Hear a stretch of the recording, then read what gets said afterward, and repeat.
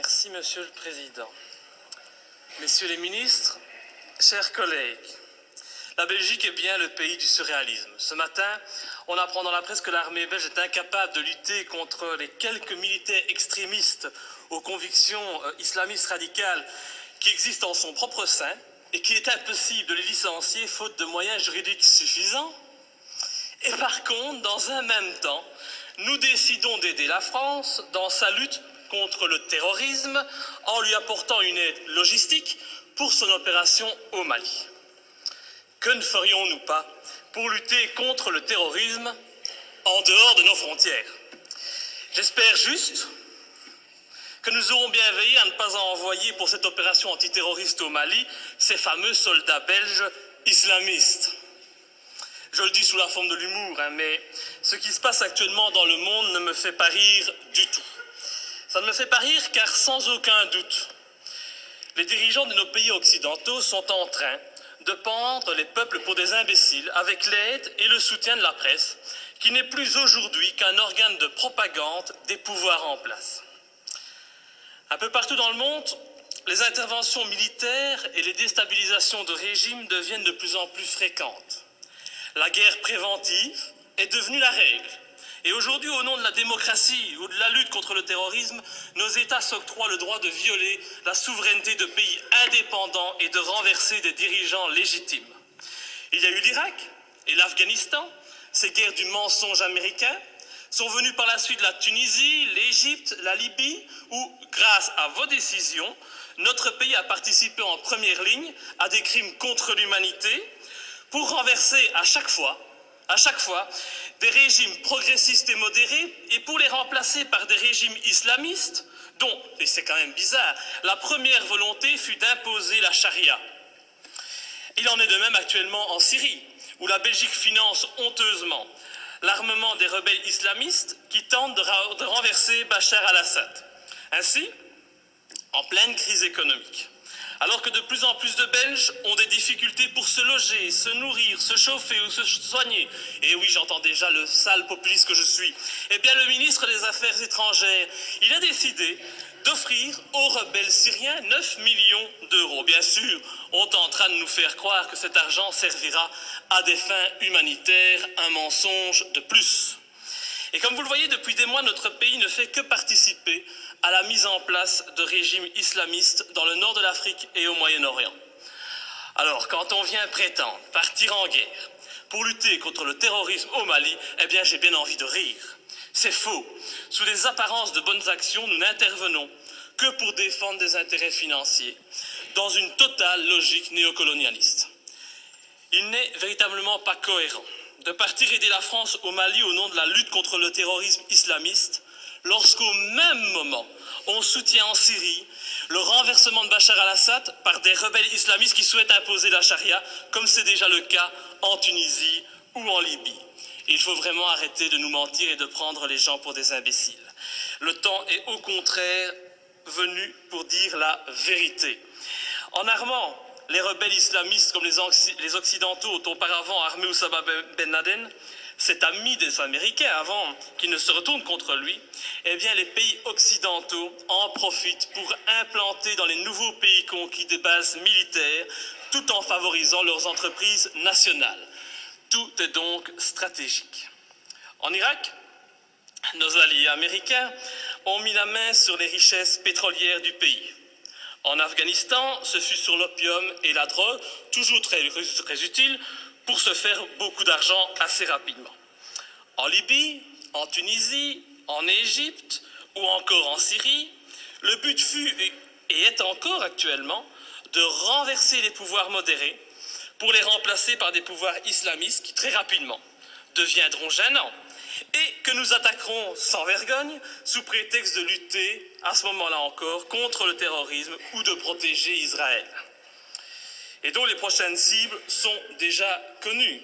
Dans quelques mois, je prends le pari que nos regards se tourneront vers l'Algérie et finalement vers l'Iran. Faire la guerre pour libérer des peuples d'un agresseur extérieur, c'est noble. Mais faire la guerre pour défendre les intérêts des États-Unis, faire la guerre pour défendre les intérêts de grosses sociétés comme Areva.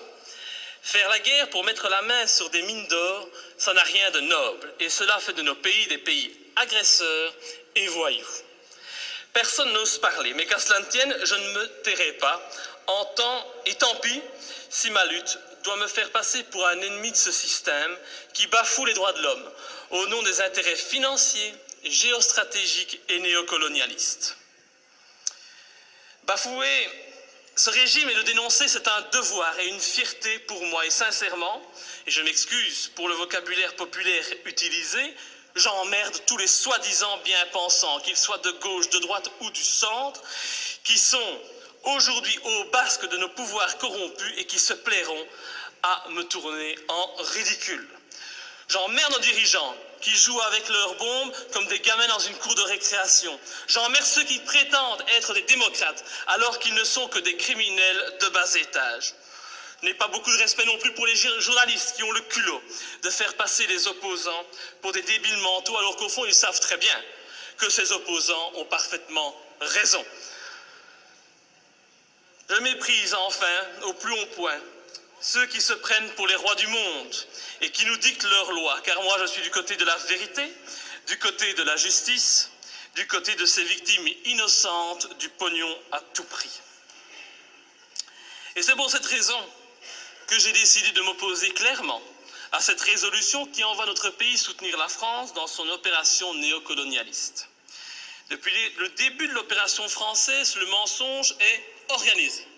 On nous dit que la France ne fait que répondre à l'appel au secours d'un président malien.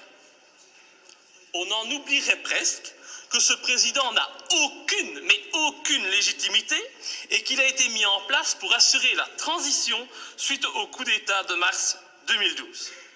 Qui a soutenu ce coup d'État? Qui en est à la base? Pour qui travaille ce président de transition? Voilà le premier mensonge.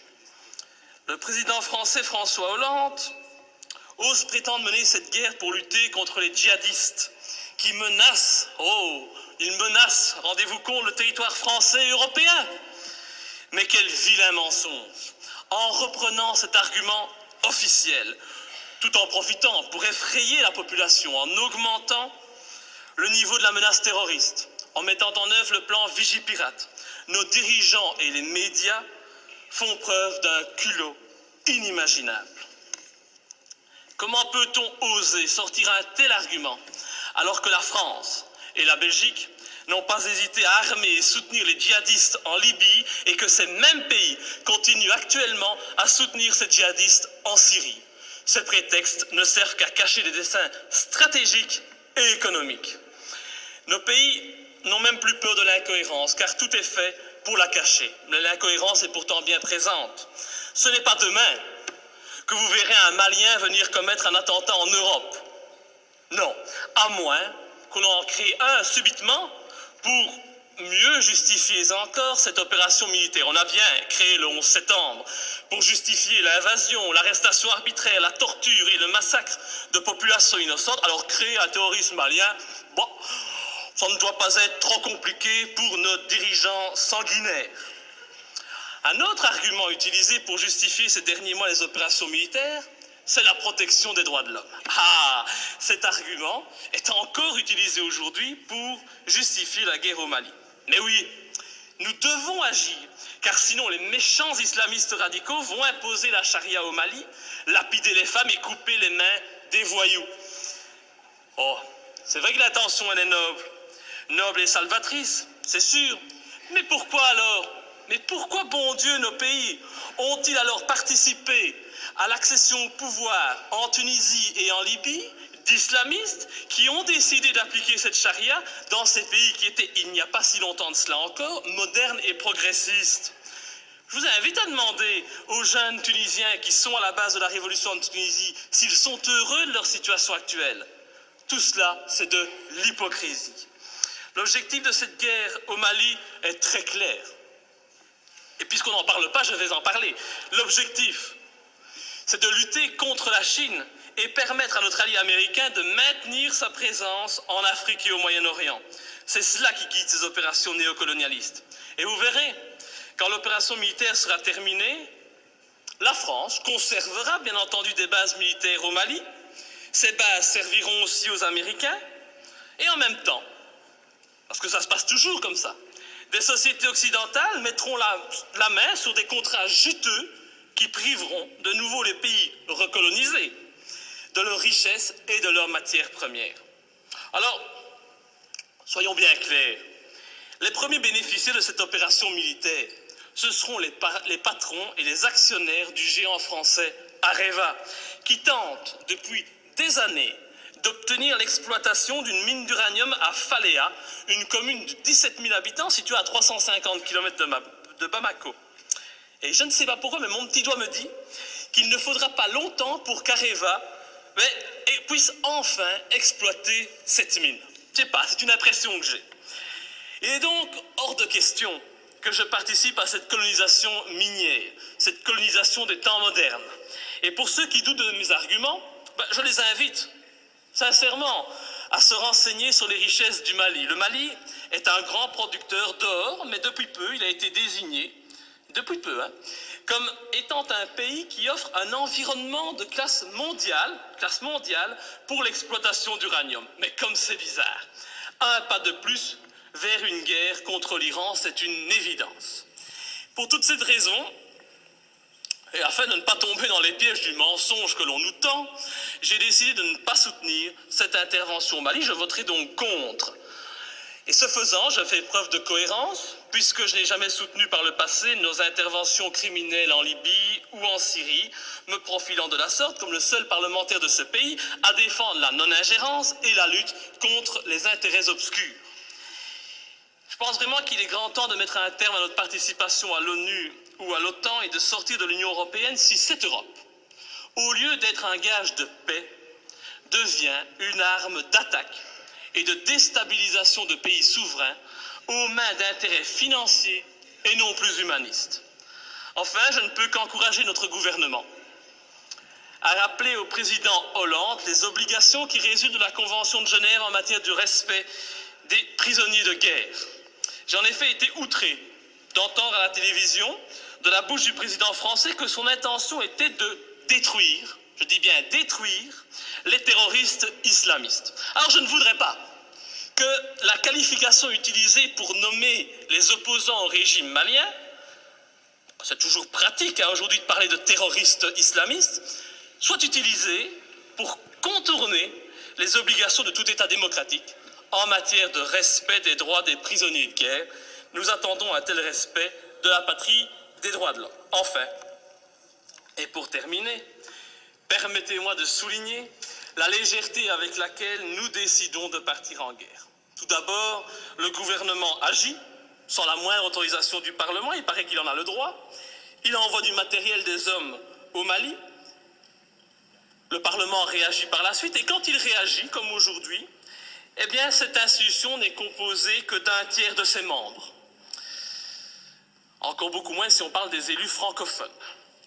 C'est donc une légèreté coupable qui ne m'étonne pas vraiment, venant d'un Parlement de toutous soumis aux diktats des partis politiques. Je vous remercie. Monsieur le ministre des Affaires étrangères.